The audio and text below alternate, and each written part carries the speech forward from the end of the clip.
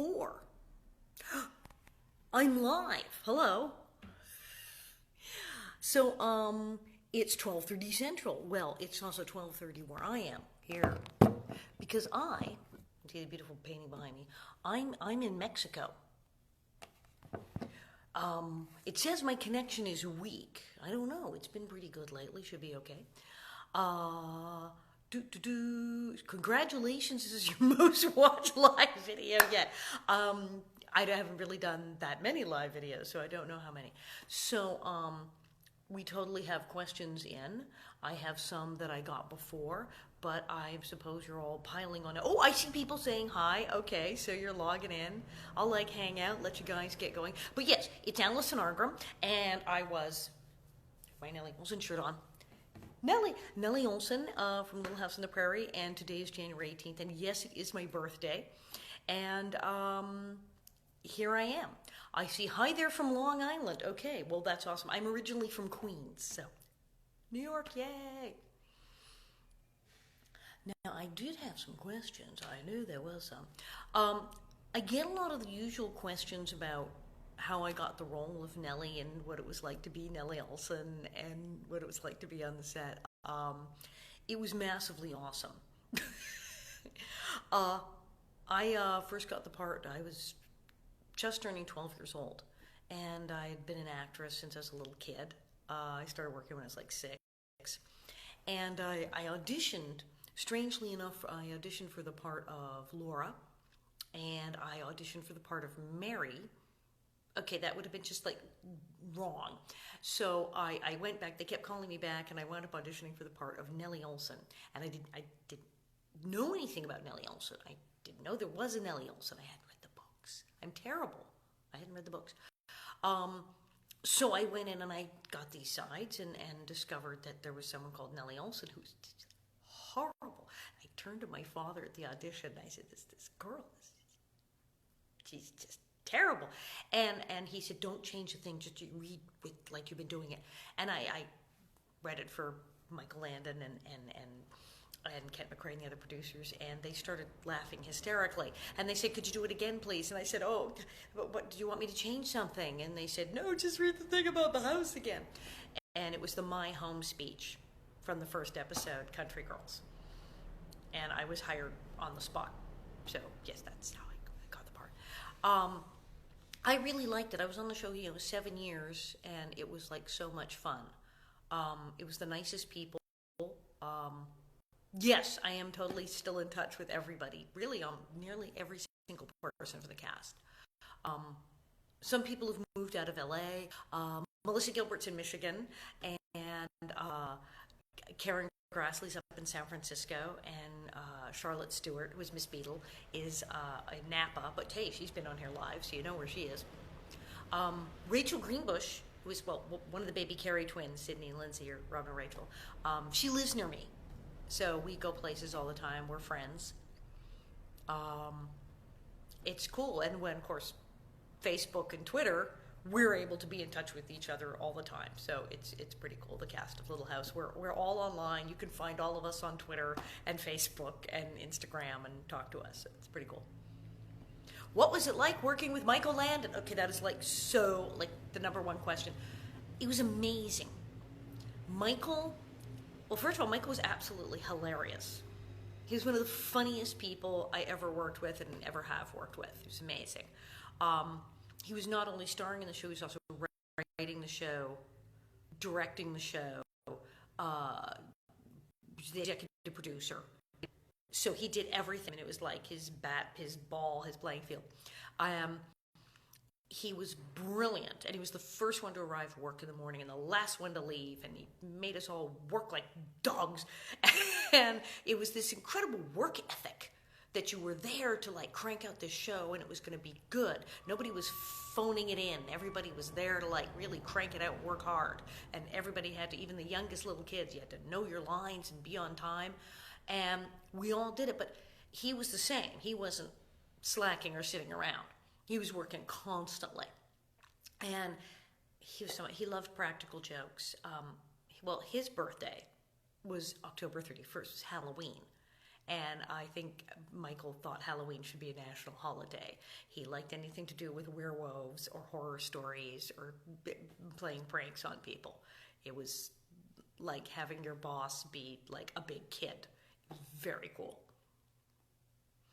And I see more. Happy birthday from Queen. Happy birthday from Glendale, Queens. Awesome. People are wishing me happy birthday from my hometown in New York. Thank you. Thank you very much. And from Kentucky, which I've actually been to Kentucky. A long time ago, I went to Paducah, Kentucky. And they had a big event there. And it was with Catherine McGregor, who played Mrs. Oleson. And we actually got declared duchesses. I have a certificate that I am the Duchess of Paducah, Kentucky. I don't know how many people can say that. So yes, I'm seeing the Kentuckyites. Are you Kentuckians or Kentuckyites? I never know.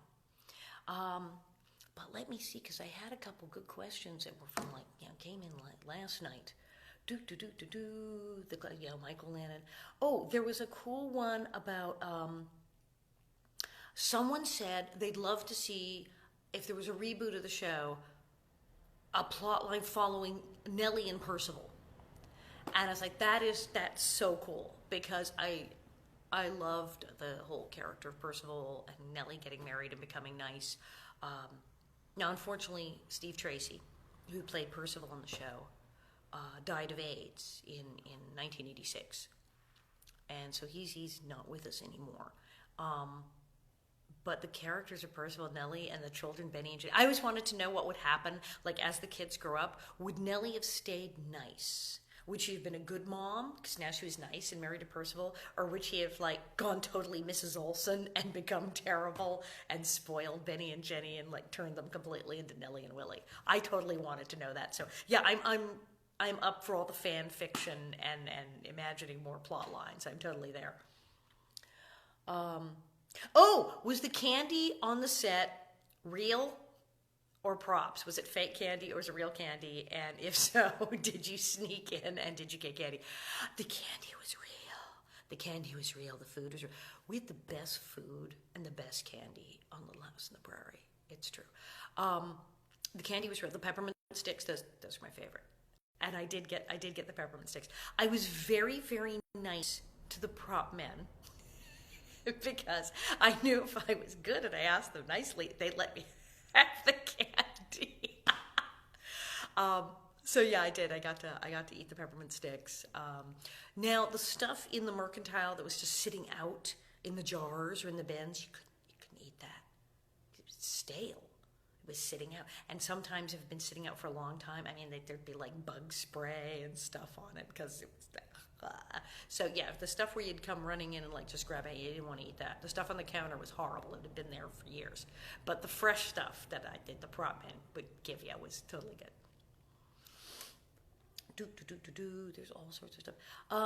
Someone asked did I feel a connection to the time period of the 1800s? Yes. It was really amazing when we were doing Little House on the Prairie, because, we were out on location.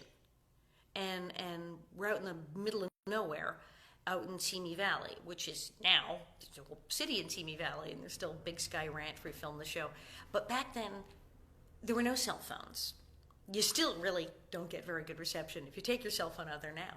And there was no way to communicate with anyone. We had our dressing rooms, and they put little TVs and radios in the dressing rooms, but they didn't work.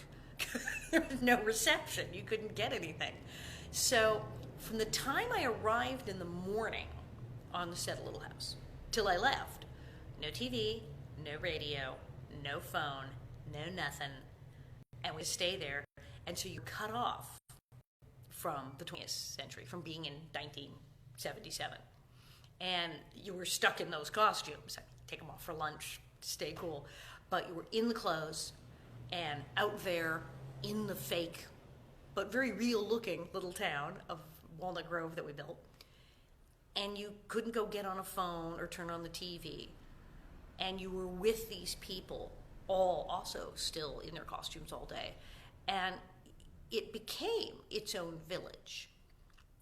And you were out there for hours and hours, day after day, in that environment, in that location, going in and out of those buildings and wearing the little boots and wearing the petticoats and being in the horrible, horrible hot sun.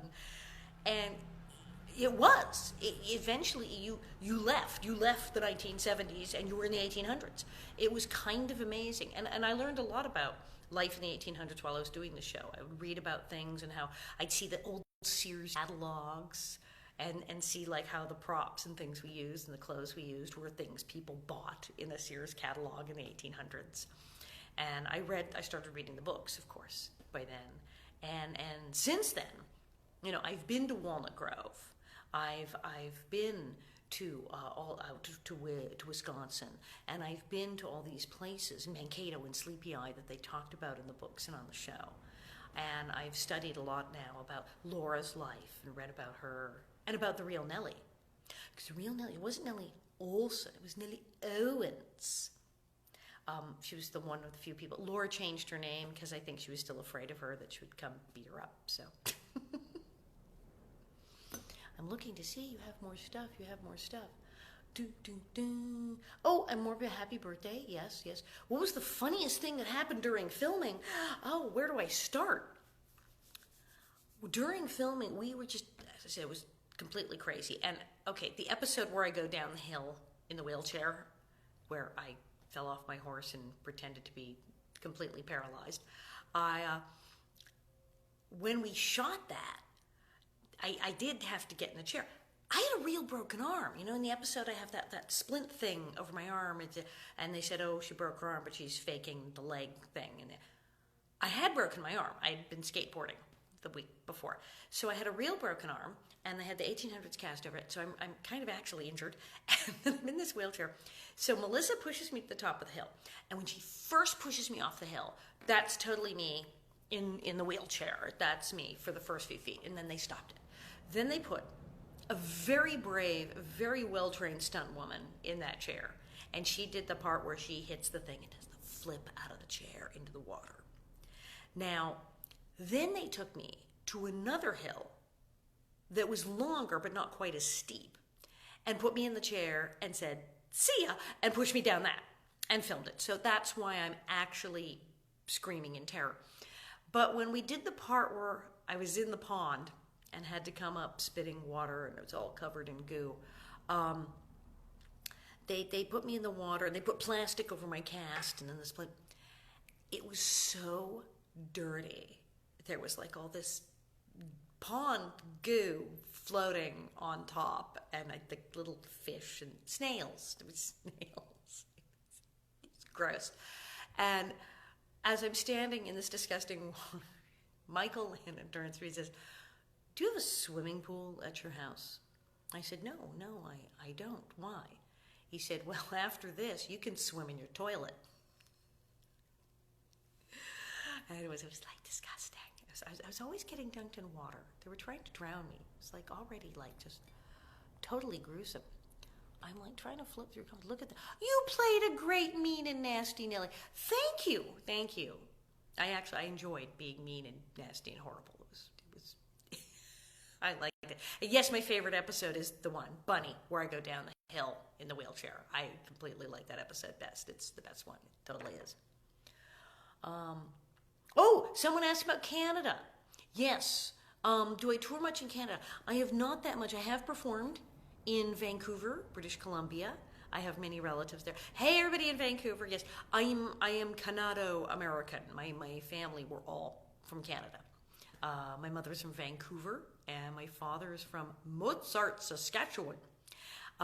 So yes, my family were all Canadians, and I'm dual. I'm Canado-American, and I did do a thing in Vancouver. Toronto, didn't know. I have been to Toronto, I didn't perform there, but I have not. I did dinner theater in Edmonton, Alberta, but no, I've toured the States and, of course, Europe. I've done my comedy show in France, Belgium, and Switzerland in French. I am currently, as a beautiful painting, Puerto Vallarta, Mexico. I'm not doing the show in Spanish, no. I'm in Puerto Vallarta, and I'm performing at a place called Act 2 entertainment stages where they have all kinds of shows. They have like a big theater where they do like Broadway shows, and then they have another place where they have nightclub acts. And I'm doing my nightclub act there, but it's in English. I can't do the show in Spanish yet. That'll probably be like the next thing. Michigan loves you. We love Michigan as well. I think I've only been to Michigan once, but Melissa's over there. So you can say hi to Melissa Gilbert for me. Oh, hola, said Argentina. So hello from Argentina. I haven't been to Argentina. Please invite me to Argentina. I want to go. I want to go to Argentina. I know I have a ton of fans in Argentina, and I totally want to go there. Many of these questions are answered. See more. Yes. Oh, yes, and they've got stuff they're putting on the website. This is just lovely. You were great. Happy birthday from London. Thank you. I've been to London. I have friends in Brighton, and so I've been to England a couple times, and I've been to London. I went sightseeing in London, and I was going to go to Buckingham Palace and all of the historical monuments, but I went to Harrods, the department store, and kind of got stuck in there and didn't get to like a lot of the other sightseeing because I went shopping. I totally went shopping at Harrods for 7 hours. I just couldn't get out of there. But I do. I love England is beautiful. Puerto Rico. Hello. Hi from Puerto Rico. Never been there. You should invite me. Someone said, Nellie. Okay, I'm going to call someone out. Angela Jennifer Calder just went, Nellie, hi, oh my God, LOL. And oh my God, LOL. Yes, I can't believe I'm doing this. Hello, I can see you all. Oh, yeah, people are watching it on, was it True Movies, Sky in the UK? That's cool. Okay, good. Yeah, it's on all these channels. Little House is on. Last I checked, it's like in 140 countries. Wow, hello. That was cool, right? Okay. I did not fall down a hill in a wheelchair. That was like just totally, the camera fell down. It was awesome. Yeah, Little House is in like 140 countries. I get fan mail from all over the world. Lately, I think it's just opened up in China and Russia because I'm now getting mail. I didn't get mail from Russia and China before, but I am now. So it's apparently there as well. Did you enjoy working with Michael? Yes. Was it hard to separate when you were Nellie from your own personality? Maybe a little bit. As you can see, I'm not really very much like Nellie Oleson. I mean, Nellie Oleson was incredibly prissy and stuck up and didn't wear T-shirts and jeans. Nellie always had to have the perfect dresses and be dressed up all the time, and I know I'm not like that. And I don't go around bullying children who stutter and terrible things like that. In fact, that episode where the music box, where Nellie was sent me into the stuttering girl, that was horrible. I actually kind of hated me when I saw that episode. I was like, okay, even while I was shooting it, I said, this may be the worst thing I've ever done. She was crying. I'm making her say Peter Piper picked, I can't even say Peter Piper picked a pickled pepper. And I was making her say this. So yeah, I'm not really, oh, also I can cook. Nellie, as you know, cannot cook. But I can cook, so that was like a huge thing. I didn't need Percival to teach me to cook. I actually do cook. And I don't throw bread at people or hit them with chickens. So yeah, I mean, Nellie really is very, very different for me. I have days where it's kind of like that. I always say early in the morning if I haven't had my coffee, I'm going to drink pineapple juice now in front of you. In the morning if I haven't had my coffee yet, I've been told Nellie Oleson walks the earth. But that's really about it. I mean, I could identify with her that she felt she was better than these people, and she was stuck in this small town, and she didn't want to be there. You know, she'd heard about her parents coming from back east, and you know, she wanted to go back. She wanted to live back east and be glamorous and not out in the prairie with all the dirt. So I understood she was frustrated, and I think Nellie was jealous of Laura. I think that was the whole thing. Laura had this perfect family with Pa and Ma and her beautiful sister Mary and little Carrie, and poor Nellie, I had dumb Willie for my brother, and I had my horrible mother, Mrs. Oleson. So I think Nellie was very jealous of Laura, and that's why she targeted her so much for the bullying. So yes, I'm pleased to say, good to see you on Facebook. Loved your character. Yeah, thank you. Happy birthday, Ken. I just love you. Yes, thank you. What do you miss most about the show? Oh, being able to hang out with my friends. I mean, I'm pleased that we're still in touch with each other, and thank heavens for the internet. And I'm so glad that I have the relationship I do now with Rachel, with baby Carrie, with Rodimus, who was John Jr., with Hersha, who's Mrs. Garvey, and Charlotte, who's Miss Beadle. It's just incredible that 43 years later, we're still friends. It's like amazing. But if I missed anything from the show, well, I don't miss standing around in the heat and the wig. The wig was so uncomfortable. I don't miss having to do that. I do miss getting to hang out all the time with that incredible group of people. That was like just the most fun ever. Happy birthday. Oh, when Nellie had the babies, how did you find out it was going to be one of each? Well, it was a surprise. We had no idea. That was the thing, is they, because it was the 1800s. They didn't have the technology that they have now. Now somebody's pregnant with twins, they pretty much know that. Like really early in the pregnancy, you go to the doctor and the guy, hey, it's twins. But in the 1870s, all Doc Baker could do would say, well, the baby seems large. He's moving. And had no idea what was going on until Nellie gave birth. And then they were like, it's a boy, wait, it's a girl, and realized that she was having two babies. So that was kind of hilarious, because that wouldn't happen now. It's like someone going, oh, I have no idea that I'm having two babies until the day of. So, but you could do that. You could totally do that in the 1800s and not be like faking. That's good. Hello from upstate New York. Hello. Hamilton, Ontario. Oh, hello. Yes, I have relatives in all these places. Oh, hello. See, I have hello from Germany. Hi. I am very popular in Germany. This is amazing. Oh, now this is a point of contention. There is a one here. This is very controversial. I loved Nellie. I couldn't stand Nancy. Now, I'm getting this a lot. People who say, I love Nellie. Listen, but what the Nancy? People really hated Nancy, the adopted sister. Now, I liked her for a while. First of all, I got to work with her, the actress, and Alison Arngrim is just the nicest person. And she's really, really cool. And she was also really smart as a kid. We were talking, and she said she didn't want to completely imitate me. She didn't want to go and do exactly what I was doing. So she wanted to do something different.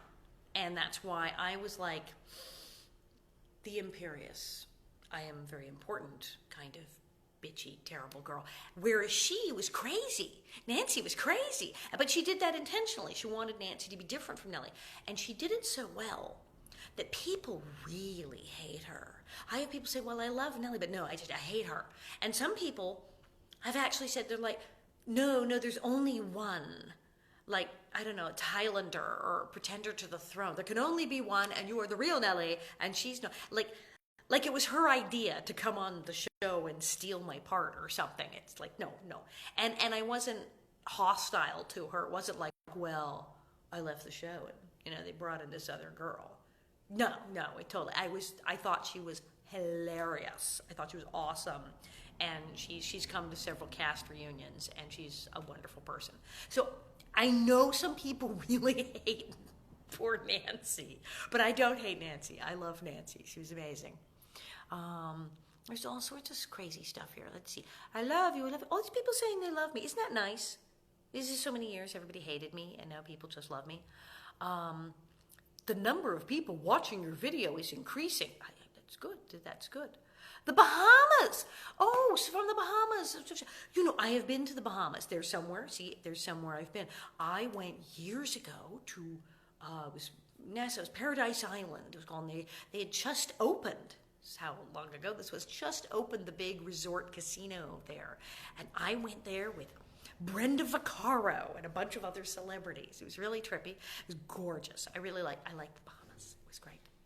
Hello, Arkansas. We have Arkansas. We have just that. Oh, someone saying, my mom and sisters and I are huge fans. We quote it every day in every situation. And they quiz each other on the trivia. South Carolina. Okay. Oh, Winnipeg. Are you one of my cousins? Winnipeg, Manitoba. Hi, cousins. Okay, it's like totally people I'm related to. Happy birthday. This is awesome. I like all the happy birthdays. The Netherlands. The Netherlands are on here. Vermont is on here. This is completely amazing. Like I said, we have people from all over the world watching Little House on the Prairie. We love that. And let's see, do I have more things coming in? Doom, doom, doom, doom, doom. Hello from the Netherlands. Awesomeness. No, I haven't been. I need to go there. My husband's ancestors are from the Netherlands. My husband's Bob Schoonover. Schoonover. Hello. He's Dutch. He's a Dutch last name. So I totally need to go there too. I'm like, see more. What is this? There's so many. Doom, doom, doom. My connection is weak. No, don't be weak. Wait, there's multiple people. Hello. Yeah. Oh, this is good. Yes. I'm just Michigan loves me. I want to scroll through and see all the stuff you're hearing. This is very nice. Oh, more Kentucky. Yes. Delaware. I haven't been to Delaware. Ooh. Well, let's see. What was one of the other ones here? Do I tour in Canada? No. Yes. Okay, there's that one. Oh, what other famous shows did I audition for? I auditioned for everything as a kid because I was just up for everything. I started doing commercials when I was really little, and I auditioned for a lot of things. I auditioned for a show. There was a show called To Roam with Love. As a guy living in Rotula, and I auditioned for that. And I auditioned for Nanny and the Professor. I like that one. And what else did I audition for? What was I saying with Little House? Crazy. Laura and Mary. I auditioned for that very scary movie back in Audrey Rose, about the girl with the past life. I remember I read for that. That was wonderfully weird. But yeah, I tried out for all kinds of stuff, and I remember reading for all these different series and movies right before I got Little House. And I'm glad now. I'm like, I'm glad I didn't get them, because then I wouldn't have been available to go be Nellie Oleson, which clearly was like my destiny role of a lifetime, It's like, alrighty, so amazing. Thank you, Dan. I like all the things you're saying here. Yes, more Netherlands. This is good. I'm like scrolling through. Oh, you were my number one. Charleston. Hello from Charleston. So many happy birthdays. Oh wow. Yeah, this is a trip because it's my birthday. I'm 55 now. I can't believe I'm 55 years old. It's a trip. Here I am I on here? More questions. See, what's the other one I get? The wig. You're right, the wig. That's like the big one. It's like, what was that thing on your head? So when they started doing the show, they tried curling my hair for the first couple of months, the first several episodes, but it wouldn't stay curled. I was having to sleep in curlers. 12 years old, sleeping curlers, and had to go to work at 4 o'clock in the morning. And then they do the thing with the curling irons, and then they say it was so painful, and it was awful. And then it wouldn't stay curled. It was they would fall, and it would take forever. So they said, we're going to get a wig made, and they brought in this guy Ziggy, that was his name, Siegfried, I guess was his full name, but everybody Ziggy the wig maker, and Ziggy Geico, and people who work in Hollywood, or if they're a hairdresser, they're Ziggy the wig. Everybody knew this guy Ziggy. He's really famous. He did wigs for big movie stars, and they brought in the famous Ziggy the wig maker, and he and Larry Germain, the other hairdresser from the show, was Larry Germain and Gladys, and Larry. They put a plastic bag on my head. Seriously, they put a plastic bag on my head, taped it down, and then they took pens and they drew little diagrams and things on my head. And I said, to put the curls here, and then the bow will go here, and they created this thing. Then they had Ziggy had this box of these big, beautiful curls of real hair, and they were holding it up to my head so it would match exactly my crazy. And then they made this thing, this incredible wig, and it was perfect. But I didn't have sleeping curlers, yay, but I still had to have this thing put on my head, which required an incredible number of bobby pins and hairpins, and there was a big metal comb right in here. And that's how it stayed on, because it had to stay on while I'm rolling around on the ground, fighting with Laura, going down hills in wheelchairs, being in mud fights. You got to keep the thing from falling off. So the metal comb, which is very effective, and it's it. But it's not something you really want jammed into your head for like an 8-hour day. It hurt. It was so uncomfortable. It just did ting. That's what Nellie's like. I'm surprised the whole time because I had this thing on my head, and I would wear this all day, and it would be very hot. It would stay. Every curl would stay perfectly in place no matter what I did or what happened to me. But at the end of the day, you'd take it off, and I'd be like, my head. So yes, the famous answer to the was that a wig? Was that my hair? It was in fact a wig, and it was excruciatingly uncomfortable. But I did. I need more questions. I'm scrolling and scrolling and scrolling. You're all on there. Yes. Oh, do you have any children? I don't myself.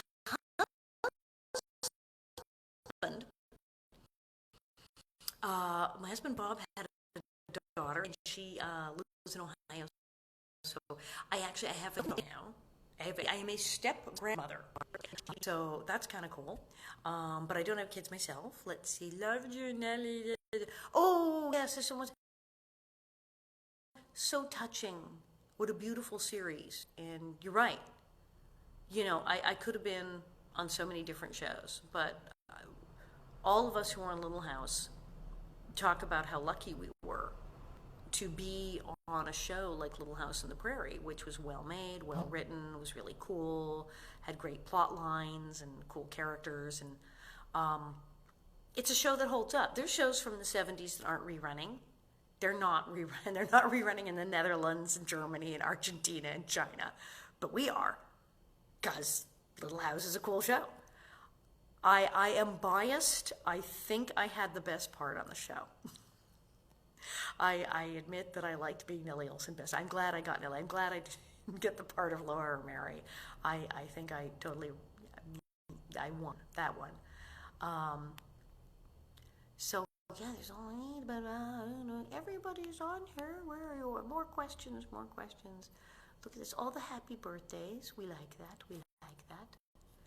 So many here. Oh. Swipe to reveal more comments, reactions. I am. And you're messaging me as well.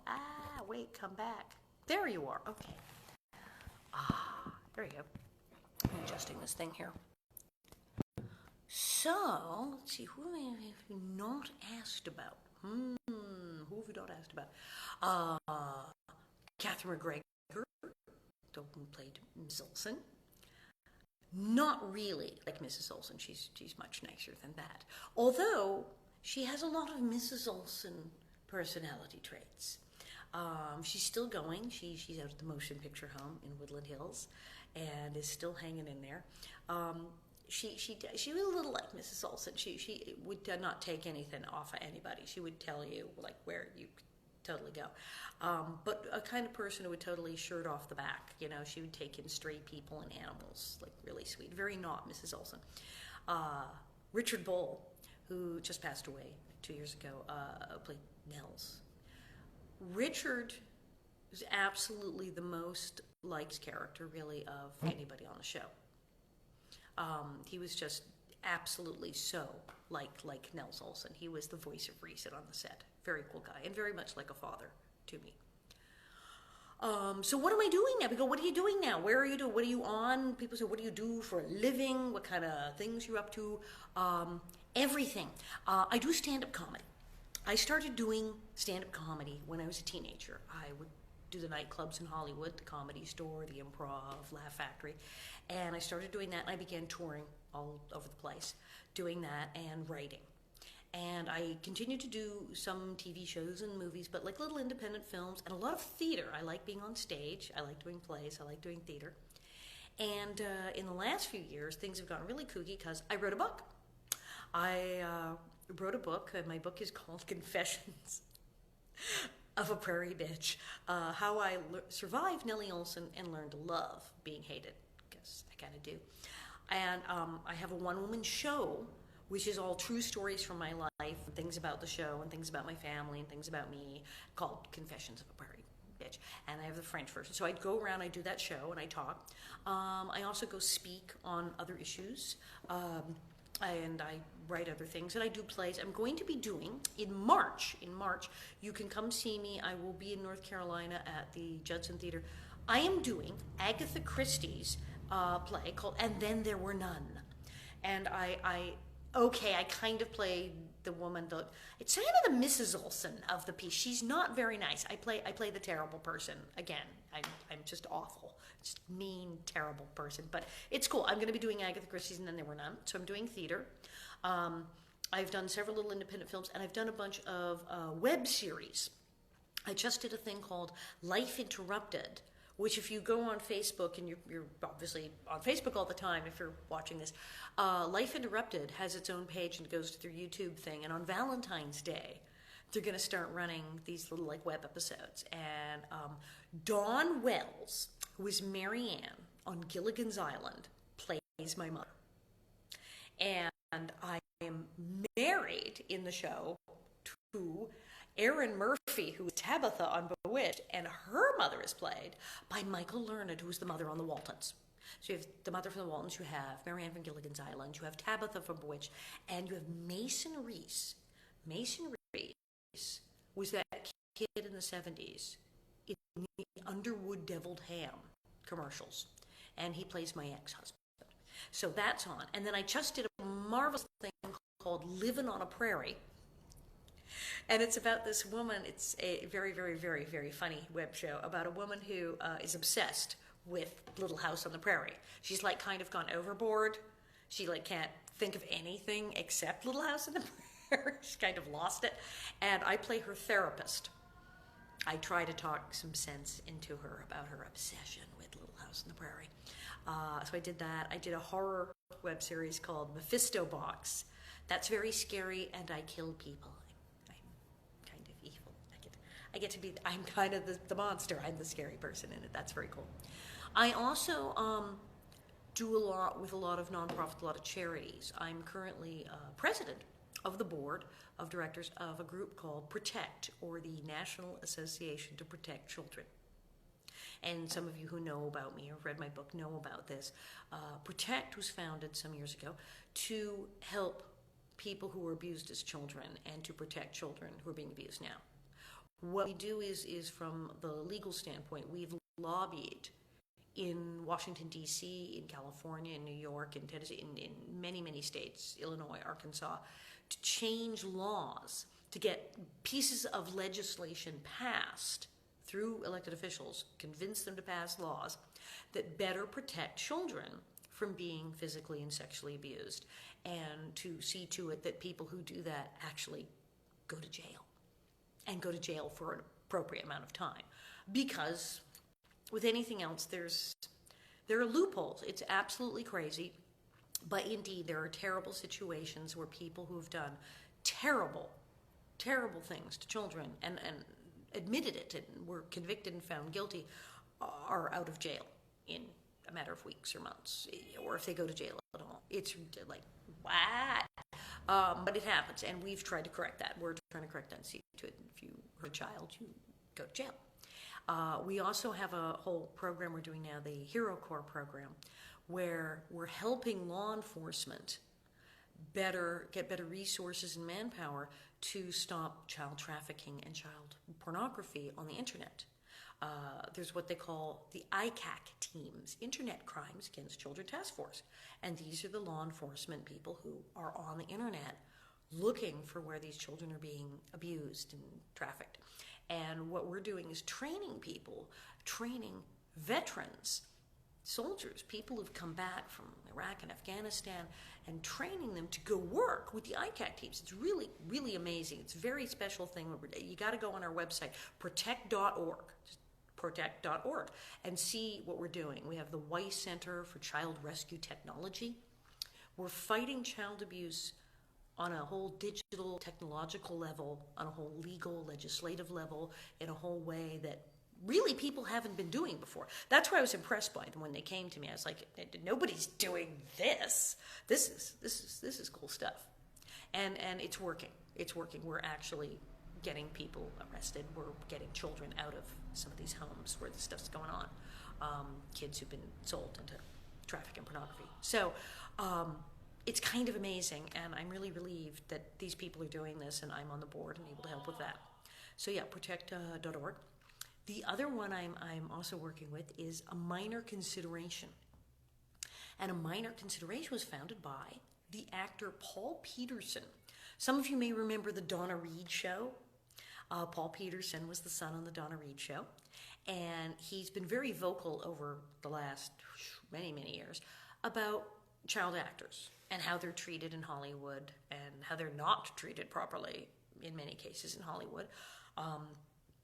The child labor laws, the fact that child actors are, technically, child actors are exempt from child labor law protections.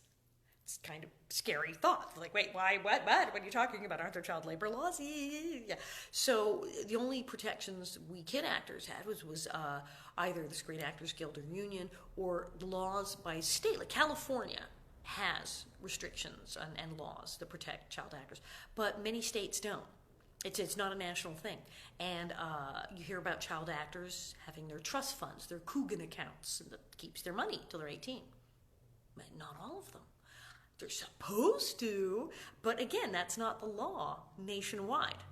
And it's also it's changed over the years. There was a time when only certain child actors had a trust fund. You had to be a contract player and all this complicated stuff. So there were kids who worked and didn't have their money put away till they're 18. It's really terrible.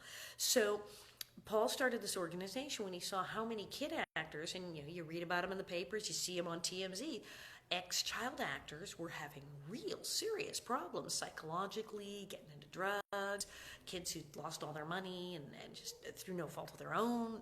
It's just stuff that should not have happened.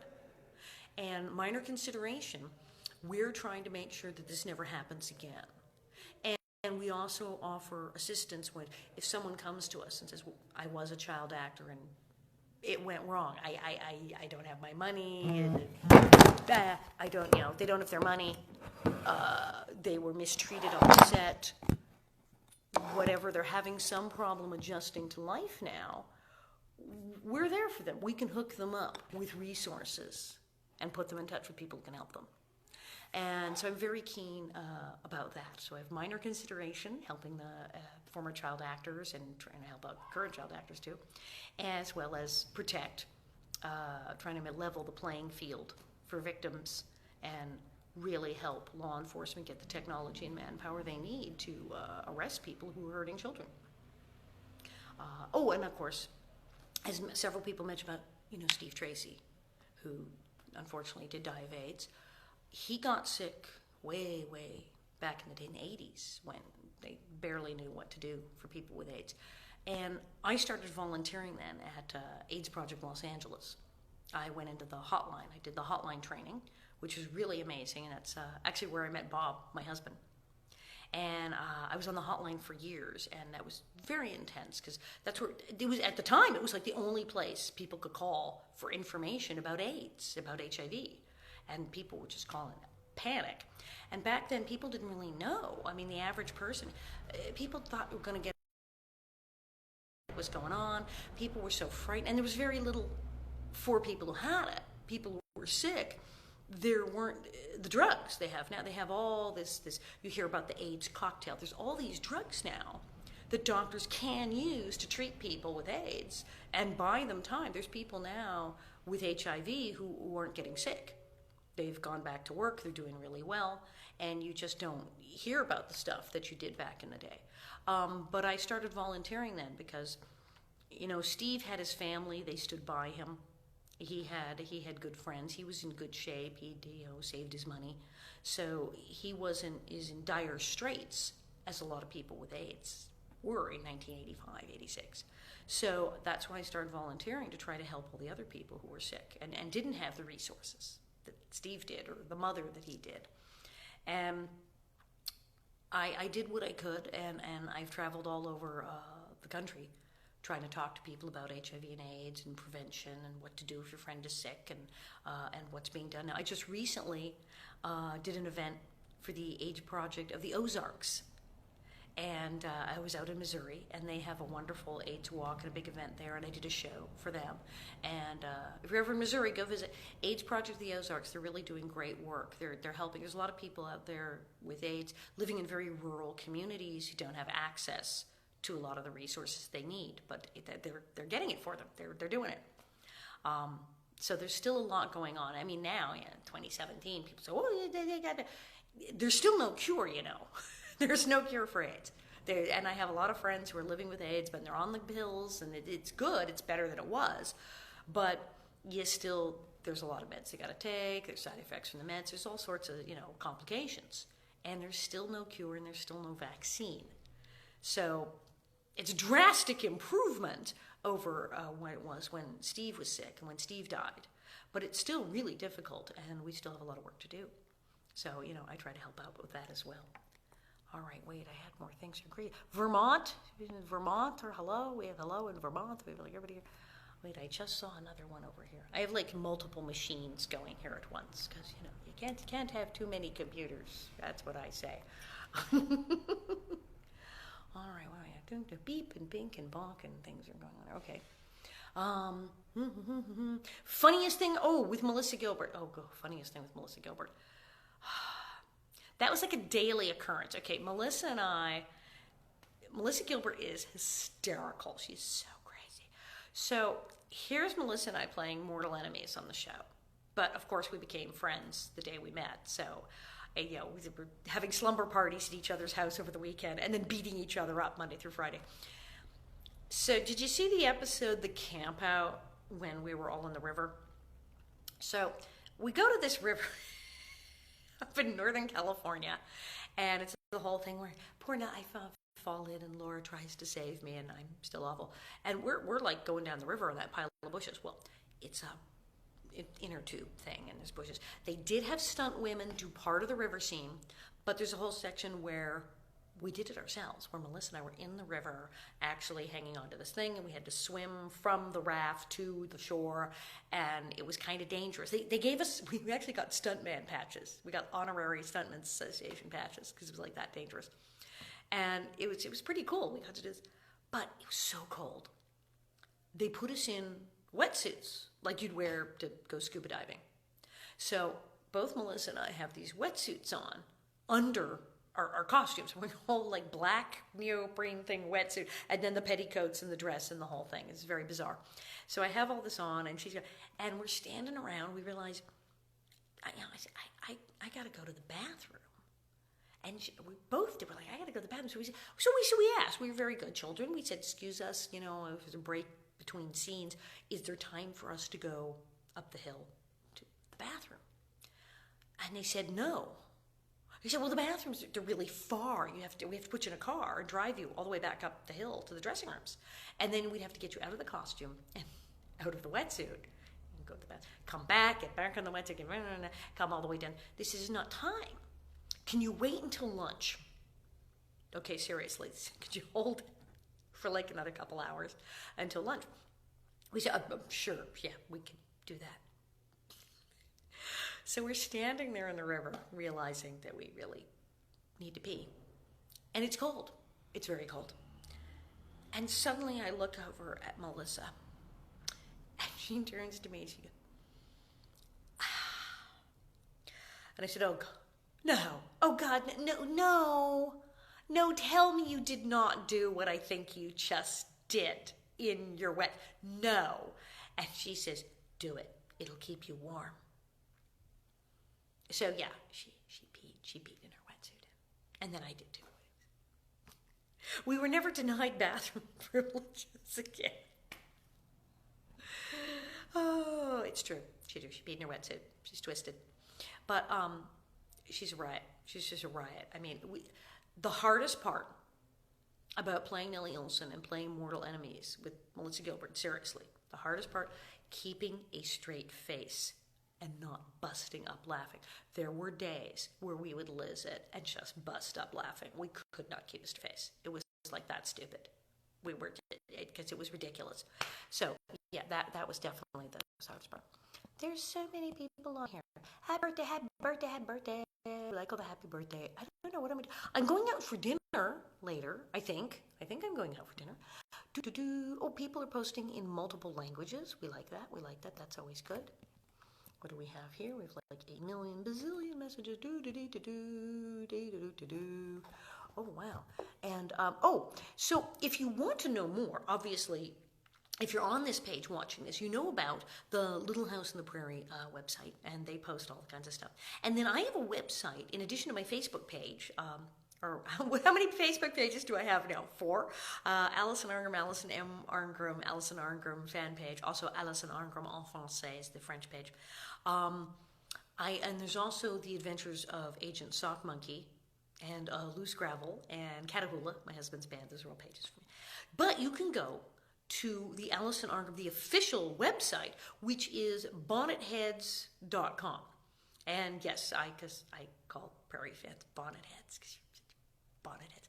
So bonnetheads.com is the official Alison Arngrim, Nellie Oleson website, and you can go there and see what I'm doing, and there's pictures and stories and all kinds of cool stuff and fun things and updates.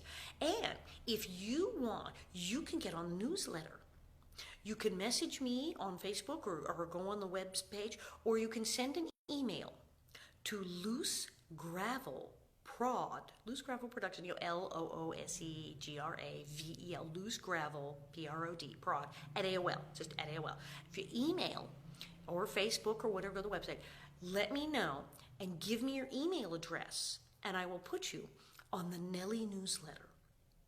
Seriously, you will get a newsletter every month in your email box, and it's a Nellie newsletter. You have updates of where I'm performing, all of my shows, what I'm going to be doing, and we also have a section called Prairie Tidbits, where we give you updates on the rest of the cast.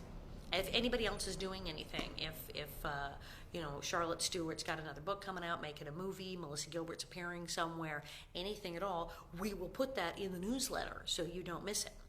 And there's really fun stuff, and there's also the Saga of Sock Monkey. It's very mysterious. You have to know about. How many? Does anybody here? I want to see in the comments. Somebody post something. How many people here know about Sock Monkey? Do you know about Sock Monkey? Secret Agent Sock Monkey. He works for Protect. He's a secret crime-fighting monkey who helps children. He's my little mascot. He's like everywhere. I'm scrolling madly. It says there's like 100 comments. Is there 100 comments on here? Man, you guys are bananas. So yeah, I'm doing the show down here. New York. A bunch of you are from New York. I will be in New York in May. I'm going to be at the Laurie Beachman Theater in New York City on 42nd Street, Mother's Day weekend.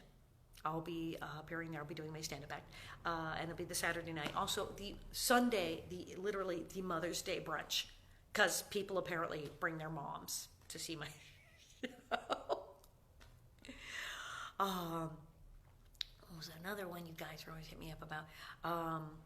Other people from the show. Yes, Merlin Olsen. Oh, I love Merlin Olsen. Merlin Olsen was Mr. Garvey, who Hersha Parody, who's Mrs. Garvey was married to, and he was actually a famous football player.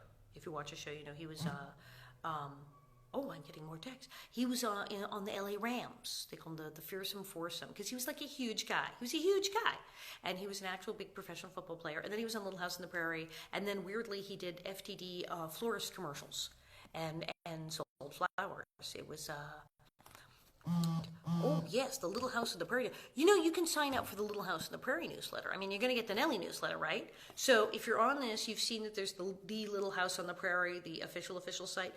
They have a newsletter. They have all kinds of stuff. They've got all kinds of things you can join, and arts and crafts and stuff, and all about my book and other people's books, and all kinds of things about the real Little House historical sites. And they have a newsletter. There's a whole thing on their page where you can sign up for that as well, which is good because then you find out about like events like this, because they do stuff like this. Charlotte Stewart did one, I did one.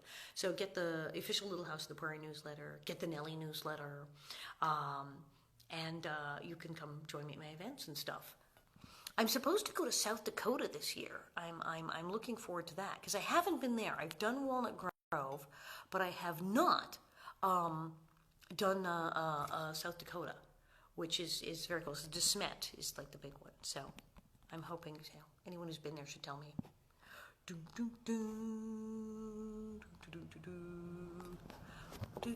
No, I'm not back in France for a while. When am I going to be back in France? Let me see. I'm doing Mexico right now. As I said, then I'm doing North Carolina in March, and then I'm doing New York in May.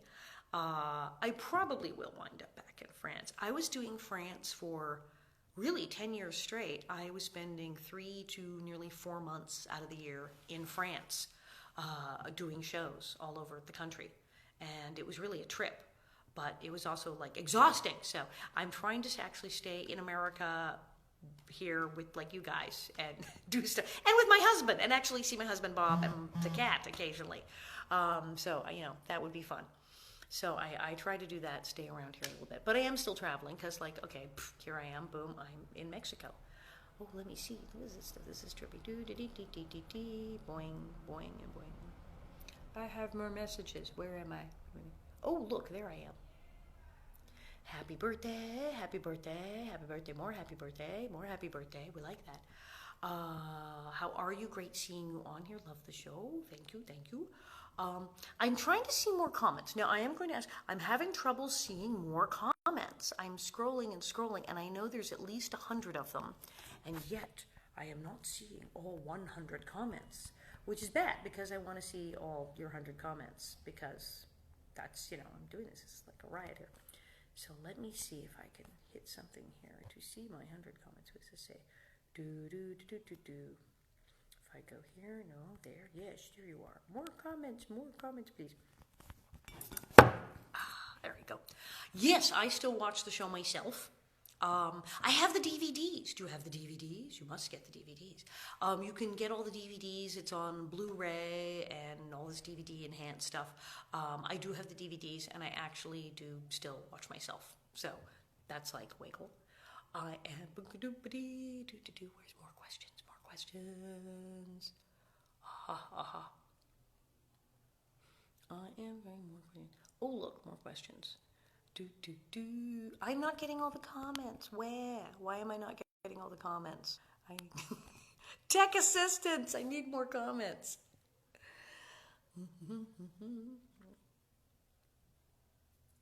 Wait, if I go in here, should be 8 million comments here. Let me see. Oh, look, here's a bunch. She's live. Here you are. Oh, man. There's comments. There's questions. Oh, yes. What is this here? Oh, I have the series on iTunes. Wow, yeah, people. Someone just said they got it on iTunes and they actually sit there and watch Little House on the Prairie while on the bus or on the subway. When we were making the show in the 1970s, they hadn't even invented cable television yet. There was no cable. It was just the networks. And there certainly was no DVDs. If you had told me that 40 years later, not only would it be in 140 countries and everyone would be watching it, but people would be watching it on a device on the subway, on the way to work. That would be like, no, there is no way we would ever have believed that in a million bazillion years. But please buy the DVDs, as I like to joke, every 100,000 I get $1. So, keep those coming. It's absolutely amazing that I'm doing this, that I could be in Mexico talking about Little House on the Prairie and then talking directly to people all over the world live who watch Little House on the Prairie. It's just absolutely mind mind-blowing to all of us on the show that you guys are still into this. It's just, it's so cool. And that you'd still want it 42 years later. We're on our 5th generation of viewers. People who weren't born when I was doing the show are now watching it every day. So I want to thank all of you, and as I always say at the end of my show, all right, this makes me a bitch, well, goody, but remember, I'm not just any bitch, I'm your bitch. I will always be your terrible, awful Nellie Oleson, and you may continue to watch me and hate me and throw things at your television forever. Thank you. I'm just only too proud to do that. Thanks. I'm gonna log out.